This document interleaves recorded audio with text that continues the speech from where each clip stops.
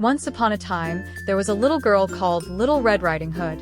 One day, her mother gave her a basket of treats and said, "Take this to your grandmother, who is feeling unwell. Remember, stay on the path and don't talk to strangers." Be careful and go straight to Grandma's house. I will, Mama. And so, Little Red Riding Hood set off through the forest, her red cloak shining bright as she walked down the path, feeling excited about her adventure.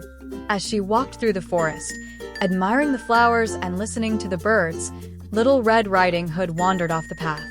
Suddenly, a large wolf stepped out from behind the trees. Hello, little girl. Where are you going on such a lovely day?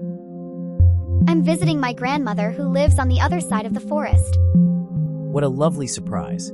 The wolf had a plan. He encouraged her to pick flowers for her grandmother, giving him time to reach Grandma's cottage first. When he arrived, he knocked on the door.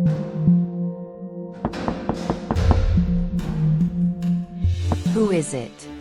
It's me, Little Red Riding Hood, here to bring you some treats. Grandmother sensed something strange, but before she could react, the wolf stepped inside. He put on Grandma's nightgown and cap, then tucked himself into her bed, waiting for Little Red Riding Hood to arrive. When Little Red Riding Hood arrived at her grandmother's cottage, she noticed something was different. Grandmother, what big eyes you have. All the better to see you with, my dear.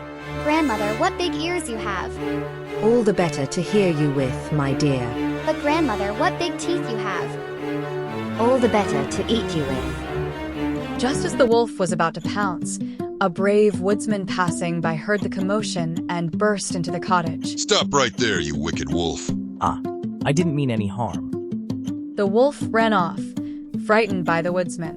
Little Red Riding Hood and her grandmother were safe.